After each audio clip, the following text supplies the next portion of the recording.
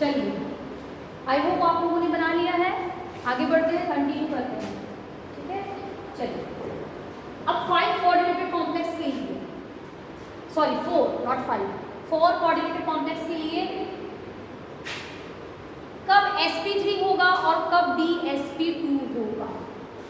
4 coordinated यानी कि 4 तरफ से है, कब टेट्राहेड्रल ज्योमेट्री रहेगी उसकी और कब स्क्वायर प्लेनर होगी ज्योमेट्री, इसको देखते हैं।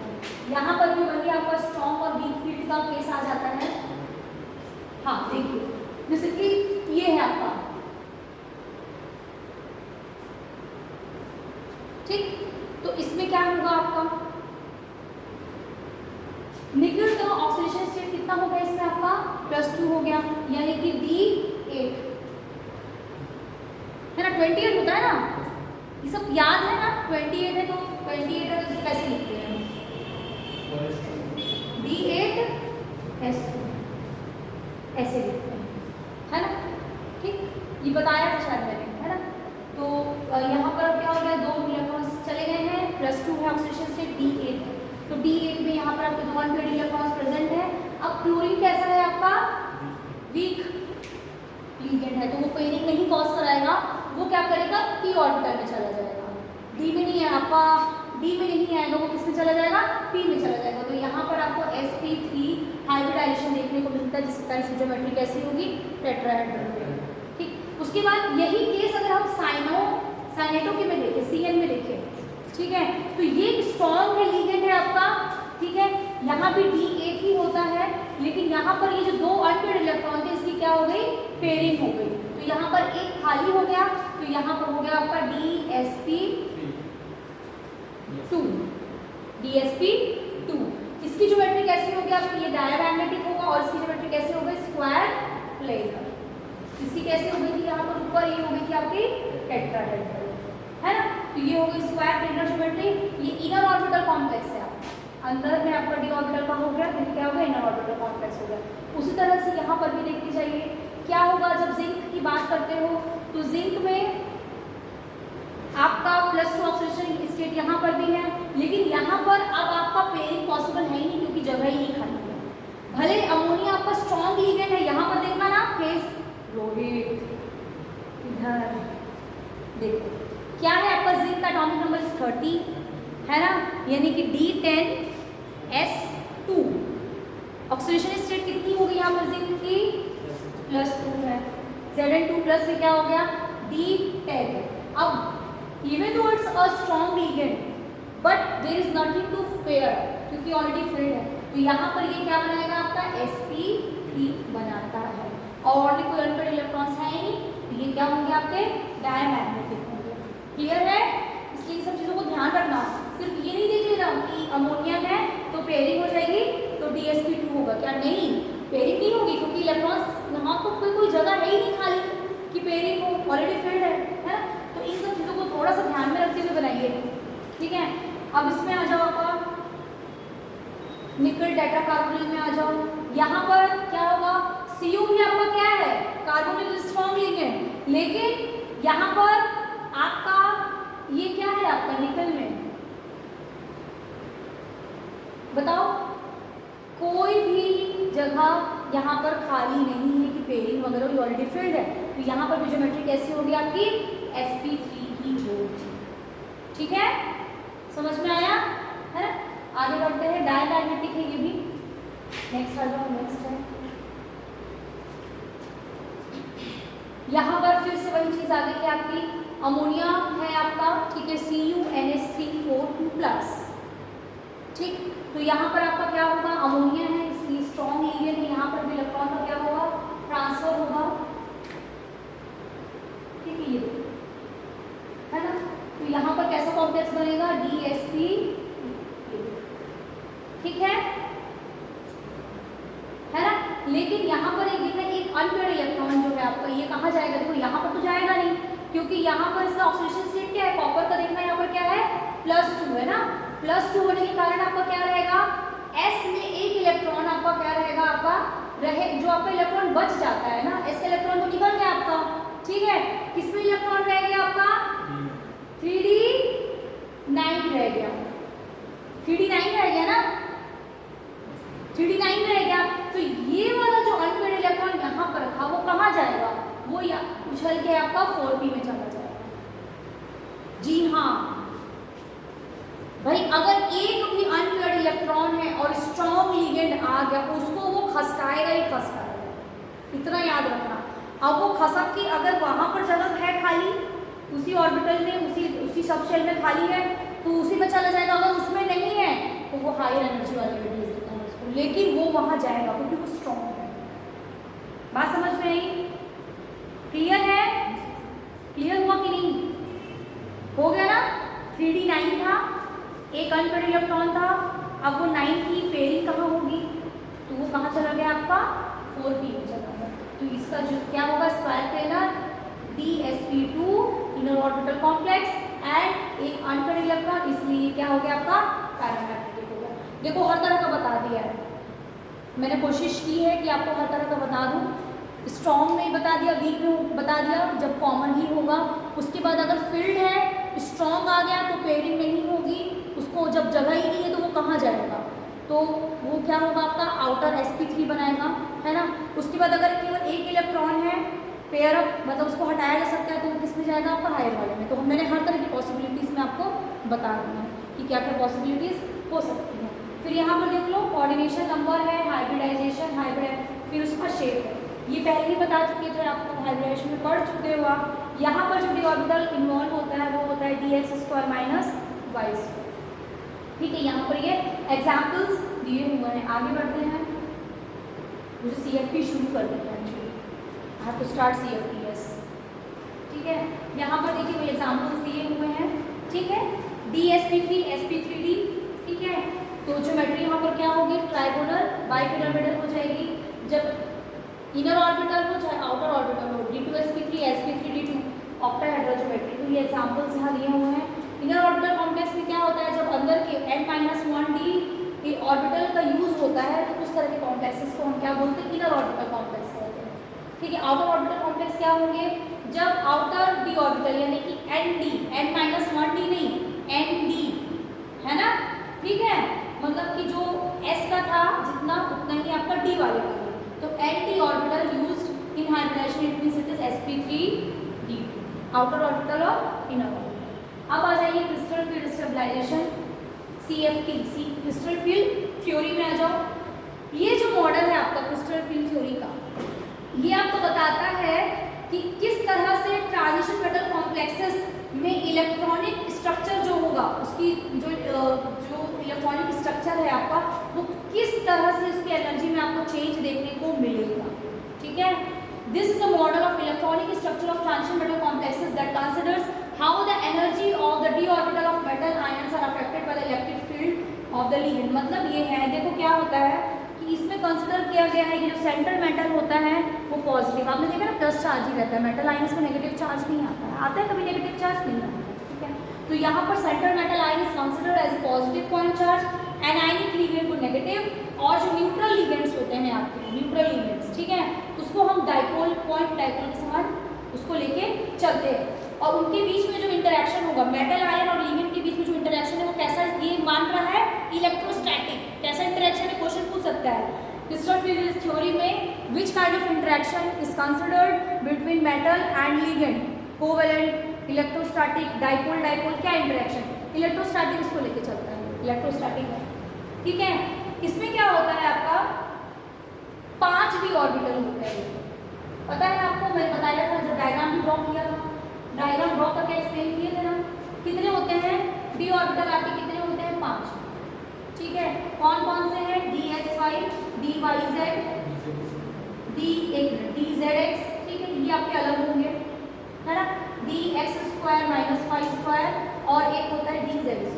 तो ये जो आपके होते हैं d ऑर्बिटल वाले, ये जो d ऑर्बिटल होते हैं वो प्लेन्स के बीच बीच में होते हैं। मैंने इसका डायग्राम भी आपको बताया था, जैसे कि ये आपका क्या है dx बताया ना, ये प्लेन के बीच में करके ऐसे करके बनाना, तो ये आपको बिल्कुल पॉइंटेड नहीं रहते हैं, प्लेन्स के they reside in between the planes, they are not to pointed on the plane, they are not on the plane. ठीक है, तो इस चीज़ को भी ध्यान रखना जब बनाना था ना मैंने, कि वो डायग्राम याद रखो। ठीक है, कैसे बनाना है डायग्राम। अब इसी के आधार पर इसकी स्प्लिटिंग हो, देखो क्या होता है, जब मेटल के पास लिगेंड जाता है, जब वो उसके पास अप्रोच करता है, तो अभी उसके जो डी ऑर्बिटल है वो क्या है आपके डी जनरेटेड, यानी सभी इक्वल एनर्जी है। लेकिन जैसे जैसे वो अप्रोच करता है तो पांचों डी ऑर्बिटल जो है वो अलग अलग तरह के होते हैं। तो जब उनका अप्रोच होता है तो वो अलग अलग तरह के अप्रोच का अलग अलग तरह का रिपल्शन दिखाते हैं। जो बिल्कुल पॉइंटेड रहेगा, जो लिगेंड के प्लेन में आएगा तो वो ज़्यादा रिपेल कर जाता है, और ठीक है, मतलब जो लिगेंड के साथ में आएगा, समझ रहे हैं, उसके एक्सिस में जो आ रहा है वो रिपेल कर जाएगा, और जो प्लेन के बीच में आता है वो उतना रिपेल नहीं करता है। तो उसके आधार पर क्या होता है, जो डी ऑर्बिटल की डीजेनरेसी थी वो खत्म हो जाती है, और वो क्या होंगे, स्प्लिट हो जाएंगे, वो टूट जाएंगे, दो सेट में टूटेंगे, T2G EG ऑक्टाहेड्रल में, T2 और E टेट्राहेड्रल में। अब वो कब कैसे टूटेगा वो भी आपको बता रहे हैं। ये समझ में आया क्रिस्टल फील्ड थ्योरी क्या होती है। जब मेटल के पास, मेटल आपका क्या है, पॉजिटिव लेके चलते हैं, पॉजिटिव आयन है, लिगेंड्स आपके क्या है, एनायनिक है, ठीक है, और नेगेटिव उसको लेके चल रहे हैं, और जो न्यूट्रल लिगेंड्स हैं आपके वो उसको हम क्या लेके चल रहे हैं, डाइपोल लेके चल रहे हैं, और इनके बीच का इंटरेक्शन सब कैसा है आपका, इलेक्ट्रोस्टैटिक इंटरेक्शन है। तो जब आपका लिगेंड मेटल के पास अप्रोच करता है तो डी ऑर्बिटल जो होती है उसकी डीजेनरेसी क्या होती है, खत्म हो जाती है। कुछ डी ऑर्बिटल जैसे dx² - y² z² जो है वो आपका बिल्कुल पॉइंटेड रहते हैं, प्लेन में है, प्लेन के बीच में नहीं है, तो वो क्या होते हैं, स्प्लिटिंग शो करते हैं, और जो आपके प्लेन में है वो अलग तरह की स्प्लिटिंग शो करते हैं, कुछ ज़्यादा रिपेल होंगे, कुछ कम रिपेल होंगे, तो उसी रिपेल के आधार पर उनकी डीजेनरेसी क्या होती है, यहाँ पर खत्म हो जाती है, ठीक है। इसी को हम क्या बोलते हैं, आपका क्रिस्टल फील्ड स्प्लिटिंग बोलते हैं। अब ये क्रिस्टल फील्ड स्प्लिटिंग निर्भर किस पे करता है, ये निर्भर करेगा नेचर, लिगेंड का नेचर कैसा है, ठीक है, और कितनी संख्या में है, ठीक है। उसके बाद जब स्प्लिटिंग होती है तो स्प्लिटिंग से क्या प्रभाव पड़ेगा, स्प्लिटिंग से आपके मेटल डी ऑर्बिटल की जो स्प्लिटिंग होती है उससे मैग्नेटिक और स्पेक्ट्रोस्कोपिक प्रॉपर्टी जो होती है कॉम्प्लेक्स की हम डिटरमाइन करते हैं। कौन सी प्रॉपर्टी, मैग्नेटिक और स्पेक्ट्रोस्कोपिक प्रॉपर्टी, इसलिए इसकी इंपॉर्टेंस है, हम क्यों इसको पढ़ रहे हैं, है ना, ठीक है। अब आगे देखो कैसे होगा, जो मैंने समझाया अभी आपको वही चीज़ है।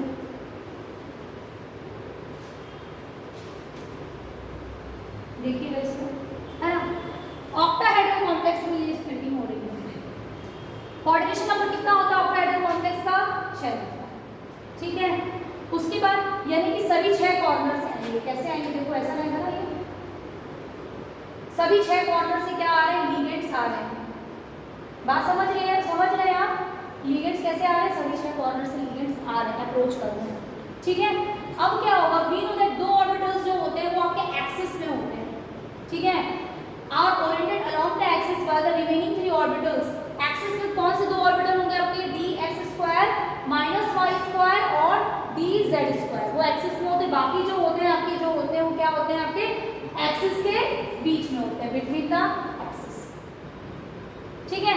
The 2 orbitals are designated as EG orbitals. बाकी जो आपके 3 ऑर्बिटल्स होंगे, है ना, ये जो 3 ऑर्बिटल्स है इसको क्या बोलते हो आप, T2G, जो कि स्प्लिट होकर नीचे चला जाएगा, और यहाँ पर dx² - y² और क्या है आपका dz², ये कहलाता है आपका EG, ठीक है। अब होगा क्या, ये आपका क्या है, एक्सिस में होते हैं ना, तो जब लिगेंड के पास आता है ना एकदम पास में, तो ये ज़्यादा रिपेल कर जाता है, ज़्यादा रिपेल होने के कारण ये क्या होंगे, ऊपर चले जाएंगे, बात समझ में आई, ठीक है। In other words the energy of EG orbital increases, अगर आप कहना चाहो रिपल्शन ज़्यादा हो गया, दैट मीन्स एनर्जी भी क्या हो गई, ज़्यादा, है ना, तो इसकी एनर्जी क्या होगी आपकी, बढ़ जाएगी, ठीक है। और जो नीचे जो आपके जो 3 सेट जाएंगे, dx, y, yz और dzx, वो लोअर एनर्जी के होते हैं, जिसको हम T2G से कहते हैं, क्या बोलेंगे, T2G, याद रहेगा। T2G में क्या क्या होंगे, dxy, dyz, dzx, ये T2G हो गए, जो कि नीचे जाएंगे, है ना, लोअर एनर्जी में हो जाएंगे। और हायर एनर्जी में कौन से, जो एक्सिस में थे, dx² - y² और dz², ये ऑक्टाहेड्रल की हो गई, है ना, ये ऑक्टाहेड्रल का होगा, ठीक। अब बात आती है कि आप इसका crystal field stabilisation energy calculate कैसे करोगे। बहुत सिंपल है, इसका फॉर्मूला है, देखो कैसे करना है, -0.4 × n T2G, यानी कि नंबर ऑफ इलेक्ट्रॉन्स जो आपके T2G में है, कितने इलेक्ट्रॉन है उसको मल्टीप्लाई कर दो, ठीक है। 0.4 से मल्टीप्लाई करना है, then add plus 0.6 into NEG, यानी कि EG में यानी कि ds² - y² z² में जितने नंबर ऑफ इलेक्ट्रॉन्स गए हैं उससे इसको मल्टीप्लाई करके फिर क्या करना है ऐड, और देन प्लस x यानी कि पेयरिंग एनर्जी भी दी हुई, ठीक है। तो इसको जब आप फॉर्मूले में डालोगे तो क्रिस्टल फील्ड स्टेबलाइजेशन एनर्जी है ऑक्टाहेड्रल कॉम्प्लेक्स की, वो कैलकुलेट हो जाएगी, ठीक है। एक यहाँ पर देखो दिया है, explain the formation of this and this, कौन सा लो स्पिन है और कौन सा आपका हाई स्पिन है, और उसका CFT भी उसको कैलकुलेट करने को, CFSE भी कैलकुलेट करने को बोला गया है। देखो यहाँ पर ये क्या है, CN आपका क्या है, स्ट्रॉन्ग लिगेंड है, और फ्लोरीन क्या है, फ्लोरो आपका क्या है, वीक लिगेंड है, ठीक है। दोनों में ऑक्सीडेशन स्टेट क्या है आपका +2, तो यहाँ पर देखो कैसे बनेगा, ये देखो, ठीक है। बस स्प्लिटिंग को आपको बताना है कैसे स्प्लिटिंग होगी, ठीक है, फॉर्मेशन कैसे होगा ये बताना, ठीक। नेक्स्ट आ जाओ, स्ट्रॉन्ग SFL क्या है, स्ट्रॉन्ग फील्ड लिगेंड, इधर देखो स्ट्रॉन्ग फील्ड लिगेंड, जब स्ट्रॉन्ग फील्ड लिगेंड होगा तो जब स्प्लिटिंग होगी, अच्छा ये बताइए स्ट्रॉन्ग फील्ड लिगेंड में स्प्लिटिंग मतलब वो क्यों होती है, पेयरिंग क्यों हो जाती है। स्ट्रॉन्ग लिगेंड जो होता है वो क्या कर देता है, पेयरिंग कर देता है ना, हमने पढ़ा है ना, तो वो क्या होता है, डेल्टा O क्या है, स्टेबलाइजेशन एनर्जी क्या है आपकी, देखो यहाँ पर आपने देखा भी, ये देखो ये क्या है, crystal field splitting energy, octahedral के लिए डेल्टा O दिखाते हैं, ठीक है, क्या है, क्रिस्टल फील्ड स्प्लिटिंग एनर्जी, ठीक है। आगे देखो यहाँ पर उसी का यूज करना है हमको, यहाँ पर जब हम स्ट्रॉन्ग लिगेंड लेते हैं जैसे कि आपका CN, वो क्या है आपका स्ट्रॉन्ग लिगेंड, तो उसमें आपका डेल्टा 0 ज़्यादा होता है as compare to the pairing energy, so unpaired electrons get paired. बात समझ में आ रही है, पेयरिंग कब होगी, जब आपका डेल्टा 0 क्या होगा, ज़्यादा होगा as compare to your pairing energy, तभी उसको वो करेगा, पेयर करेगा। बात ही समझ में आ रही है, कंफ्यूज हो गए क्या, देखो स्ट्रॉन्ग में क्या होता है, स्ट्रॉन्ग फील्ड में delta this is always greater than pairing energy, ठीक है। इसी के कारण क्या होता है, पेयरिंग होती है। जब आप वीक फील्ड में जाते हो तो वीक फील्ड में क्या होता है, pairing energy is more than this, ये आपका किसके लिए है, ये वीक के लिए है, और ये किसके लिए है आपका स्ट्रॉन्ग। बात समझ में आई, जब क्रिस्टल फील्ड एनर्जी ज़्यादा होती है तभी वो पेयरिंग कॉज करेगा, बात समझ में आ रही है, पेयरिंग एनर्जी से, ठीक है। और जब वीक फील्ड होता है तो उसकी पेयरिंग एनर्जी ज़्यादा होती है तो वो क्या करता है ना, उसको फोर्स नहीं कर पाता है पेयर अप करने के लिए, ठीक है। बात समझ में आ रही है ना। पेयरिंग एनर्जी को कंफ्यूज मत होना कि पेयर करने के लिए जो एनर्जी चाहिए उसमें पेयरिंग तभी होगी जब उसका क्रिस्टल फील्ड एनर्जी क्या होगी, ज़्यादा होगी पेयरिंग एनर्जी से, तभी उसको तोड़ के बोलेगा कि तुम खस को उधर से हटो, बात समझ लो। लेकिन जब पेयरिंग एनर्जी ज़्यादा है तो वो क्या होगा, वो वहाँ पर बैठा हुआ रहेगा, वो नहीं हटेगा वहाँ से, तो वीक फील्ड में वही चीज़ होगी। ये चीज़ समझ में आई, क्लियर हुआ ये चीज़, ठीक है। जब वीक फील्ड लिगेंड होता है यहाँ पर, ठीक है, तो delta 0 is less than pairing energy, so unpaired electrons do not gate paired, unpaired electrons क्या है, उनकी पेयरिंग नहीं हो पाती है, इसलिए यहाँ पर देखो आपको अलग अलग देखने को मिलेगा, ठीक है ना। उसके बाद factors affecting the splitting energy, इसको देख लेते हैं फिर बाकी बात में देखेंगे, ठीक है। पहला है स्ट्रेंथ ऑफ लिगेंड, लिगेंड का स्ट्रेंथ कैसा है, अगर क्रिस्टल फील्ड स्टेबलाइजेशन एनर्जी ज़्यादा है, ठीक है, is more in case of strong field ligands as compared to weak field ligands. Oxidation state, जितना ज़्यादा ऑक्सीडेशन स्टेट रहेगा उतना ज़्यादा क्रिस्टल फील्ड स्टेबलाइजेशन एनर्जी भी रहेगी।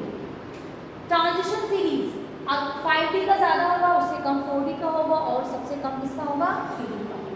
ज्योमेट्री जब आप आते हो स्टेबलाइजेशन क्रिस्टल फील्ड एनर्जी की तो किसकी ज़्यादा होती है, सबसे ज़्यादा आपकी होती है स्क्वायर प्लेनर की, उससे थोड़ी कम ऑक्टाहेड्रल की, और सबसे कम किसकी होती है, टेट्राहेड्रल की होती है। यहाँ पर आपका रिलेशन भी दिया हुआ है delta T is equals to 4/9 delta one. इससे क्वेश्चन पूछे जा चुके हैं, इससे क्वेश्चन आते हैं, ठीक है। और अगर आप स्क्वायर पैनल में कहोगे तो delta S P is equals to 1.3 into delta O, ठीक है।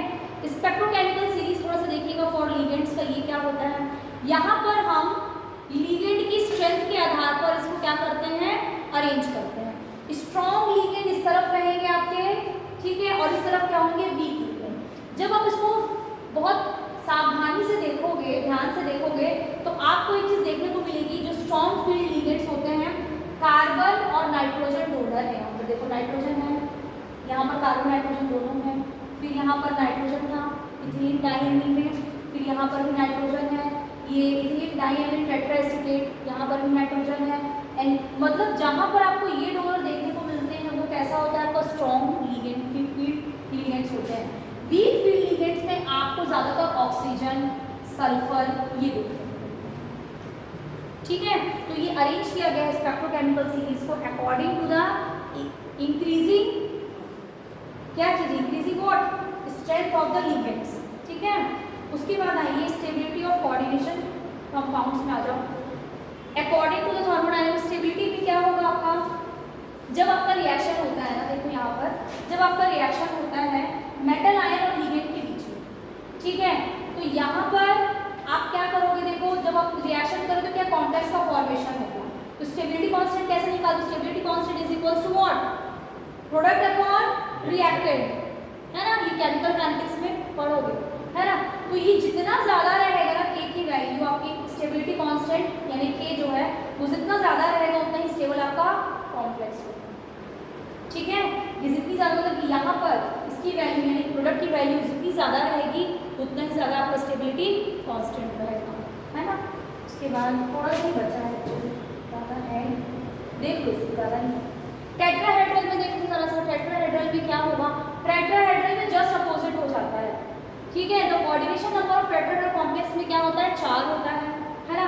तो टेट्राहेड्रल अरेंजमेंट में क्या होगा, 4 लिगेंड्स जो होंगे वो आपके क्या होंगे, मेटल के, देखो ये 4 कॉर्नर ले लो, ये 4 लिगेंड्स है और ये आपका मेटल है, ठीक है।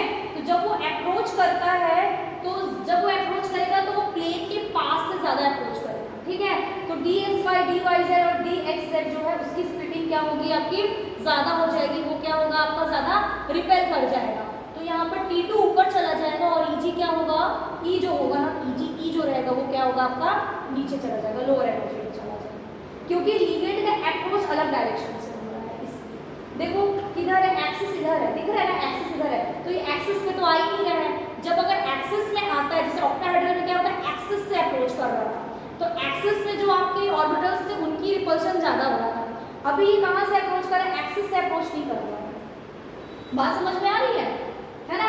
तो इसलिए यहाँ पर आपका जो होगा dxy, dzx और dxl उसकी स्प्लिटिंग क्या होगी, ज्यादा होगी, है ना। ठीक, आगे देखो क्यों हमको किसी इसका फिर फॉर्मूला देख लीजिए, टेट्राहेड्रल कॉम्प्लेक्स का क्रिस्टल फील्ड स्टेबलाइजेशन एनर्जी कैसे कैलकुलेट करोगे, -0.6 into E number of electrons in E plus 0.4 L T2 number of electrons in T2, ठीक है, प्लस x जो कि पेरिमीटर एनर्जी है। डेल्टा T क्या है आपका, crystal field splitting energy in tetrahedral complex. अब इसके बाद यहाँ पर देखो कि कॉम्प्लेक्सेस जो होते हैं आपके कोऑर्डिनेशन कॉम्प्लेक्स या वो, उनमें हमको कलर देखने को क्यों मिलता है, because of D transition. Electron क्या हो गया, T2 से Eg में जाता है ना, इसलिए हमको यहाँ पर क्या बोलेंगे, डी ट्रांजिशन, यानी कि d ऑर्बिटल से ही d में चल रहा है, डी ट्रांजिशन। यहाँ पर जरा सा देख लो ये कॉम्प्लीमेंट्री कलर्स, अगर ये आपका वॉयलेट क्यों दिखता है इसको एक्सप्लेन करना है आपको, ठीक है। तो ये वॉयलेट क्यों दिखेगा भाई, क्योंकि